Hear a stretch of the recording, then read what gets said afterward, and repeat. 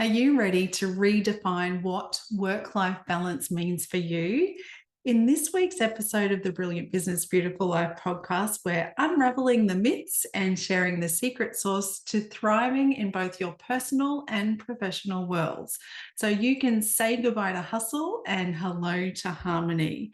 So keep listening if you want to discover how to transform your work weeks from chaotic to calm. Don't just dream of balance, make it your reality. So, are you ready to get your life and business in sync? Let's jump in. Not too long ago, I met a wonderful female entrepreneur. I'm going to call her Lucy for the purposes of the podcast. And Lucy ran a thriving boutique design firm, and it was her dream job that had blossomed out of a weekend passion project into her full-time business. But like for so many other entrepreneurs, as her business grew, so did the hours that she poured into it. Her weekends were just swallowed up by work, and her evenings were just extensions of her office hours. And she said to me that she could not remember the last time that she had read her kids a bedtime story. And that was her tipping point, as it is for so many of us when we think, is this worth it? Something must change. Now, Lucy's struggle isn't unique, but it is really common among female entrepreneurs like us who are really determined in our pursuit of having a business that not only succeeds, but shines, all while nurturing a deep need for a personal life that's just as fun and exciting. So, in this episode, we're chatting about that delicate work-life balance, about finding harmony, removing the hustle, and about structuring your business in a way that doesn't just allow, but ensures that you do have time for life's precious moments, for all those bedtime stories, impromptu coffee dates with friends, or simply taking a quiet moment for yourself. So whether you're listening from your office, if you're out on a run, or while you're unwinding after a long day, let's move towards a more balanced and beautiful life. So we're going to start with unpacking some work-life balance myths. It's really easy to believe that balance means doing everything perfectly, but we need to shift that perspective. We've all heard that to be truly successful, we need to have our lives and businesses in perfect equilibrium, that all the ducks need to be in a neat little row. But the truth is that this way of thinking is not only unrealistic, it's very harmful. So many brilliant women out there are pushing themselves to the brink of exhaustion by trying to tick every box and doing everything impeccably. They're striving for that flawless execution of every task, for the unattainable perfectionism, both at work and at home. And what's the result of that? Burnout. Productivity plummets, health takes a back seat, and the spark that they once had begins to dim. So it's really important to redefine balance. Balance is not about perfection. It's about harmony and saying, hey, I'm doing my best, and that is more than enough. Getting that magical balance simply means prioritizing and recognizing that some days your business will need to take center stage, and on others, your personal life will need that spotlight. So it's about integrating those spheres into a way that coexist in a harmonious, healthy way, and giving yourself grace to focus on what's really important isn't just okay, it's absolutely essential. Now, true balance is harmonious. It's giving yourself permission to focus on what matters in your business and your personal life, because they both are very important. Now, the one thing to achieve that is non-negotiable is having boundaries. And one thing I notice with many female entrepreneurs is how really uncomfortable they are around setting boundaries. because for many women, it makes them feel bossy, makes them feel too rigid or unapproachable, which is very uncomfortable for their beautiful, giving hearts. But setting boundaries is crucial for every entrepreneur and are one of the many keys to your success. Now, I understand that creating boundaries can be a bit tricky to put into place and to keep, but they really are vital because they're the silent protectors of your time and your energy. They are like your personal police that say, this is how I will be treated. This is what I will accept. And this is where I draw the line. So, how do you establish all those boundaries without ruffling too many feathers? You start with becoming self-aware. You've got to identify what you value most, what's important to you personally, what's important to you in your business life, and what you need to achieve those. What can't you afford to compromise on? It could be things like making sure that after 6 p.m., that time is reserved for you and your family. Or maybe it's your time to meditate in the morning. Maybe it is including uninterrupted focus time on your business where you don't take calls, no one interrupts, no one knocks on the door, you're not answering emails, you're not checking social media, you're just focusing on the task at hand for moving your business forward. So have a think about those things. And once you've pinpointed what's essential, you need to communicate them clearly and confidently, not just to others, but to yourself, and then put them into practice. Do things like setting an autoresponder to manage email expectations for people sending you emails. Have honest conversations with clients about your working hours. Have a conversation with your family about, this is my business, this is really important. So between these hours, I'm not contactable unless it's an emergency, unless the house is on fire or someone's bleeding to death.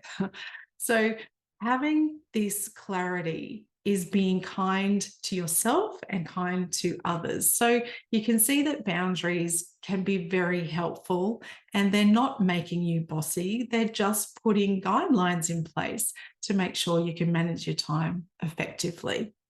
And don't forget about the power of no. No is a complete sentence.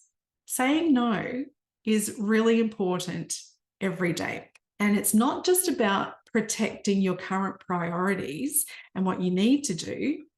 It's actually opening the door to being able to say yes to what you truly want to do or what truly matters to you in your personal life and your business life. So that could be more time for your health, more time for your loved ones, and more time for those things in your business that light you up, for all the new things you want to introduce and creative thought processes that require some dedicated time. So remember, boundaries aren't barriers. They are bridges to creating a fulfilling life and a more focused business. They define what's non-negotiable for you and your well-being. So they're very healthy. The next thing that you probably should consider is introducing some time-saving techniques that work in your day, because we all wish that there were more hours in the day, don't we? But that's not possible. So we don't have that option. So what we've got to do is make the most of the time that we do have so you can spend more time getting things done and enjoying what you love. And here are 5 of my favorite time management techniques that are absolute gold for efficiency. The first is task batching. It's just tackling tasks in bundles of things that are similar in nature. So if you need to do videos for your social media, for your cast, for your YouTube channel, any sort of video, you would do them all in one batch. If you need to create some content, whether that's social media, your blog, your podcast scripts, emails, anything where you're writing, do that all together. So you can see that by grouping these things together, you can create lots of efficiencies in your workflow. And instead of jumping between different tasks and wasting time, you can have really focused efforts, because when you change tasks, the statistics say it takes you physically and mentally 20 minutes to switch between tasks. So going from writing to filming or creating graphics, you'll spend 20 minutes moving between tasks. So if you're skipping between 3 tasks, you've wasted an hour.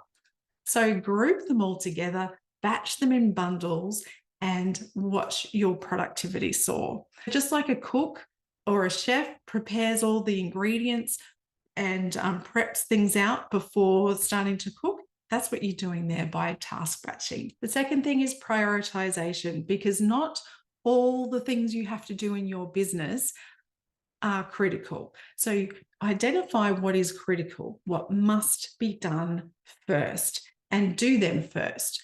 And that way you are doing your quality things and making sure those big important things are done first and never get missed. And that way you're going to save yourself a whole lot of time.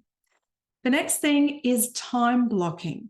And this is where task batching can be used in its most effective way, by time blocking, and where you carve out specific times in your schedule for different categories of work.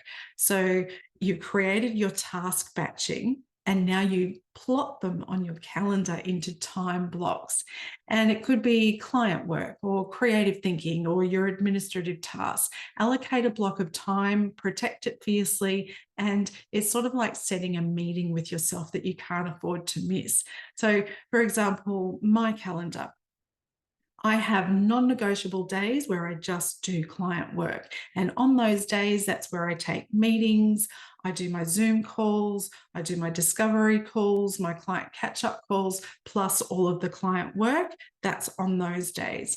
Then I have a creative day where I am just doing all the creative tasks, like my planning, my writing, creating content. All of those tasks are done on a particular day. I don't take any calls on those days. It's purely for content creation. And then I have one day a week where it is just the CEO tasks, the admin, the higher thinking, all those big broad tasks that need deep thought. They're done on a different day. And again, no calls on those days, no content creation those days. It's just those high level CEO tasks. Works like a treat. And you get so much more done if you do time blocking. The next way to enhance your productivity is by making the most of automation and delegation. Your time is a premium, and it shouldn't be spent on tasks that can be done by software or by someone else. So automate using tech tools and delegate what you can't automate.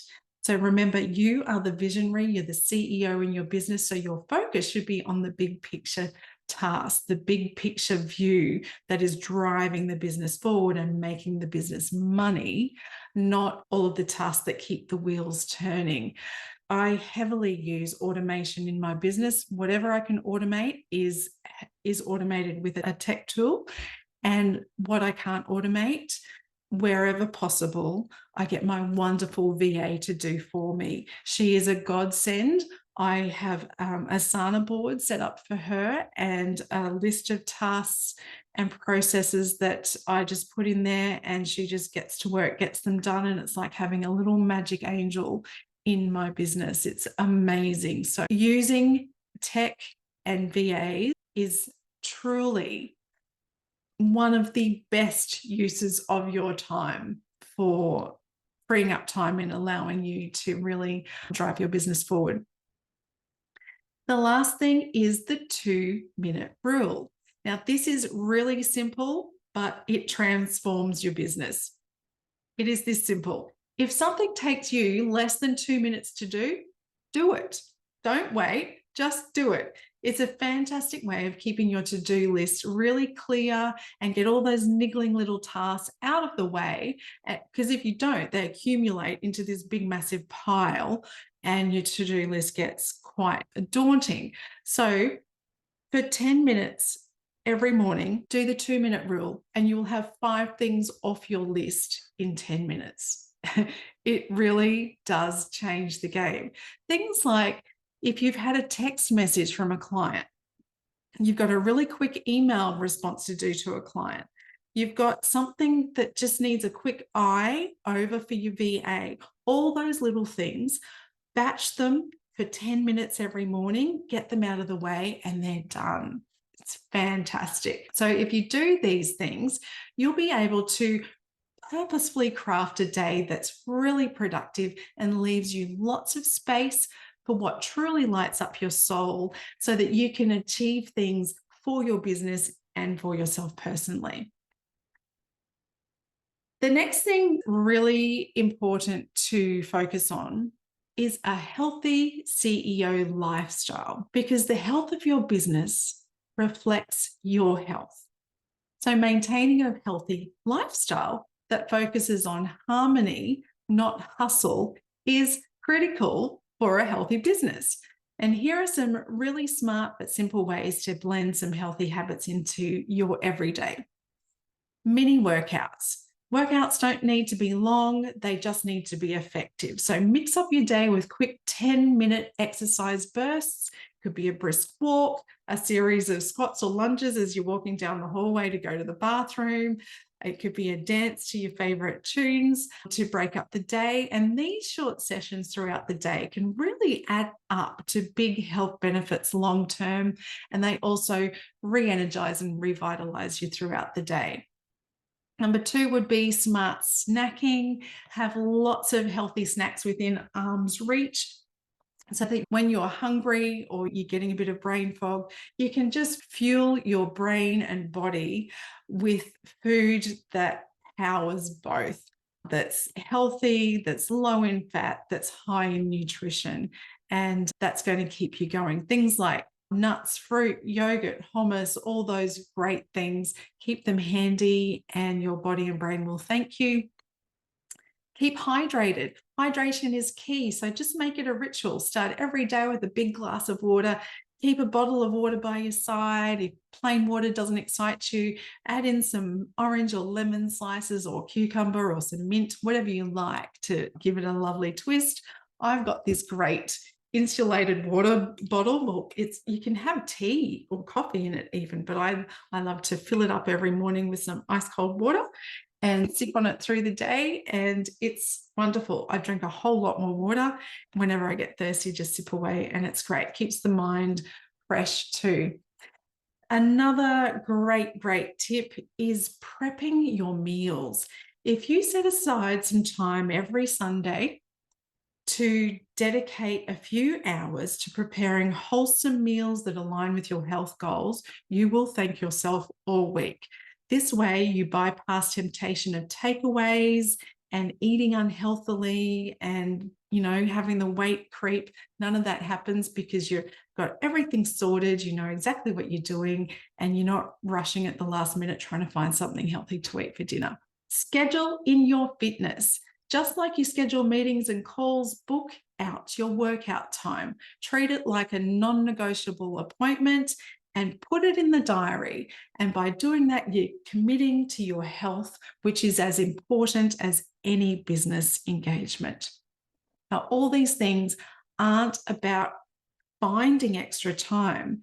They're about creating daily practices which become a fabric of your daily life.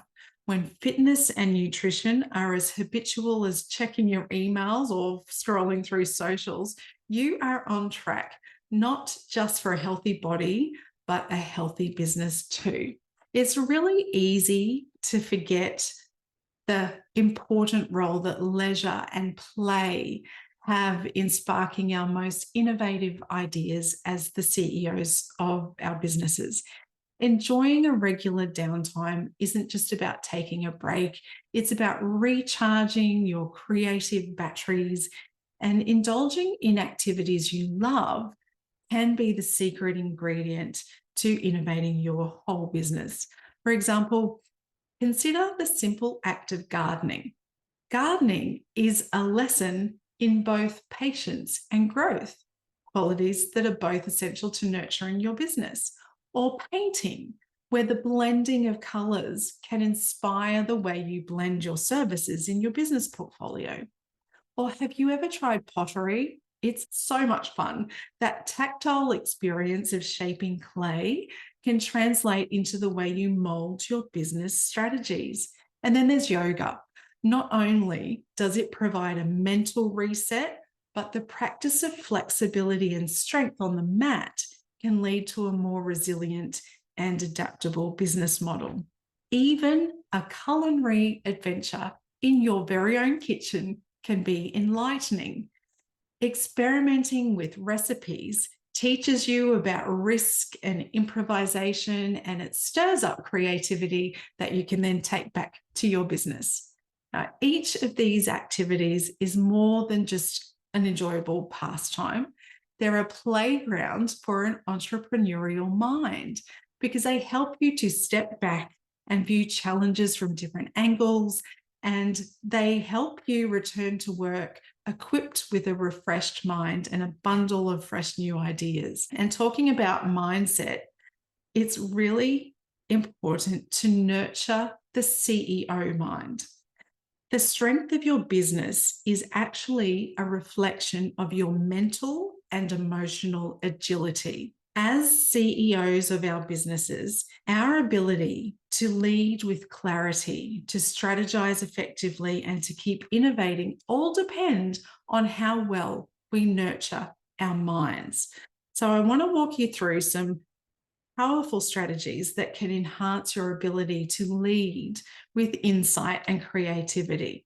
The first is mindfulness meditation, common to some, not to others. So just begin your day by being mindful. It doesn't have to be a seated meditation. It can just be taking a beautiful walk outside and being mindful, where every step grounds you into the present, and it prepares your mind for all the strategic decisions you'll need to make in the day ahead. And creative unwinding. Replace traditional downtime with creative unwinding. And that could mean, if you're musical, playing an instrument, playing the guitar, playing the piano, playing the drums, whatever instrument you play. Writing, do some free writing, creative writing, not business writing, nothing related to the business, creative writing, or any other creative outlet that allows your subconscious thoughts to surface. Because when you do that, it can bring solutions and innovations that you've been searching for, but have been unable to find. You're actually freeing up that part of your brain to do that with no pressure. You'll be surprised at how powerful that is. One of my favorite strategies I like to call social sabbaticals. Taking a social sabbatical is simply disconnecting from all the digital chatter of social media. Temporarily stepping back from social media, from networking, from all that noise can clear your mind and allow you to reconnect with your own voice and your own vision, which quite often get drowned out by everyone else's opinions and all the things you see on social media that you should be doing, or this person's doing, why aren't I doing that? Which confuses your brain. So just give it a rest. Take a social sabbatical and you'll be amazed at how powerful that is for your CEO mind. The next thing is immersing yourself in nature. Regularly immerse yourself in nature. Studies show that times spent in green spaces dramatically reduce stress and enhance creative problem-solving abilities. So it can be as simple as going for a walk in the park, spending time in your garden, whatever it is. Let nature be your muse. Listen to the birds, feel the sun on your skin, feel the breeze, swim in the ocean, hear the waves, feel the sand under your feet or the grass under your feet. Whatever it is, get into nature and allow that to speak to you. Just don't overthink it. Just get into it and do it and just enjoy. Feel the experiences without thinking. That is So powerful, so potent. The last strategy for your CEO mindset that I want to talk about today is cognitive diversity. And that is engaging with ideas that are outside of your field of expertise. Cognitive diversity is exposing yourself to different perspectives, different disciplines, and that can really dramatically enhance your leadership and innovative thoughts. It could be something like attending a lecture on art history, reading about quantum physics, exploring a new culture, learning a new language, attending an art gallery, or just reading a different type of book than you normally read, going into a different genre, learning about a different business model, anything that is outside of your realm of expertise. So this is all rewiring your brain, getting different neural pathways sparking, encouraging your brain to think broader, more expansively, and then you'll bring new concepts and ideas back to your own business. It's very powerful. So if you weave all of these strategies into your life, you will find that your mental and emotional resilience strengthens and your leadership becomes more impactful and your innovations take on new depth. To help you deepen your journey to having that balanced, fulfilling entrepreneurial life, I've created the Brilliant Business, Beautiful Life playbook, which has 6 simple principles to help you focus on all those things that actually matter. So download that today. It's at 16thhavecreative.com/playbook, and that will help you focus on things that are really going to help you move the needle forward and take care of your body, mind, and soul as well as your business. So that's the end of today's episode. Just like that, we're at the end of our time together today. Thank you for having me in your world. I hope that these strategies we've explored today can help light a path for you to a place where harmony in work and life isn't just a dream, but is your reality, and that you can kiss the hustle mentality goodbye, where your well-being and your business can blossom together. So please take a moment to reflect on the beauty of balance. It's not just something you do, it should be your way of life. Now remember to be brilliant, stay beautiful, and I'll see you next week.